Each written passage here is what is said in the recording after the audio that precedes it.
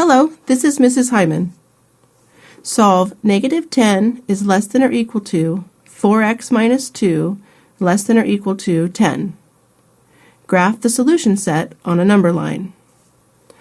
Well, take a look at our inequality, and it's a compound inequality because in the middle we have this expression 4x minus 2.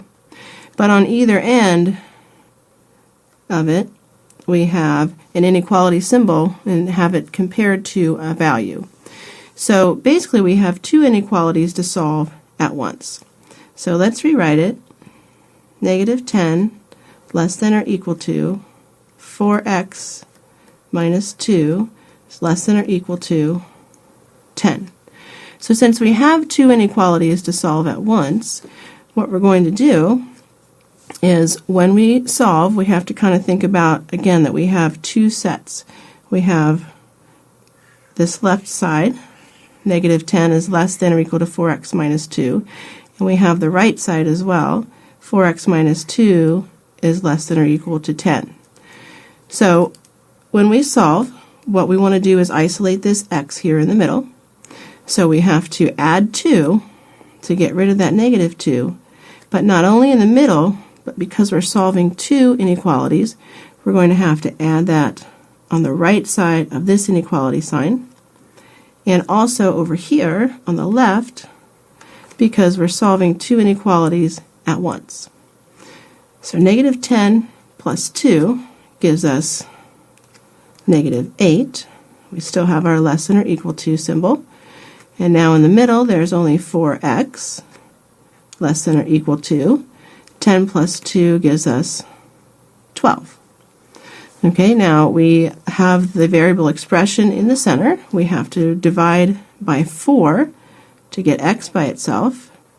And if we divide this expression by 4, we also have to divide on the right side of this inequality symbol and also on the left so that we can solve them both at once. So now we have negative 8 divided by 4 is negative 2. Less than or equal to. In the middle now we have just x, and on the right 12 divided by 4 is 3. So what this means here is we want all the x values that are in between negative 2 and positive 3. And we're going to include those values of negative 2 and positive 3 because we also have this equal. Okay, so what we're going to do on our number line when we graph it is we find negative 2, and we're going to put a closed circle here, fill it in because that means we include that endpoint of negative 2.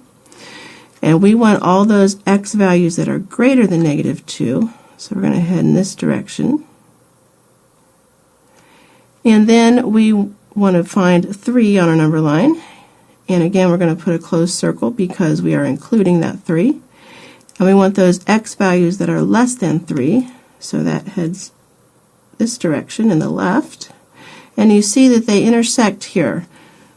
So all of these numbers in between negative 2 and 3, including negative 2 and positive 3, those are all solutions. So our number line matches our expression that says that we want the x values between negative 2 and positive 3.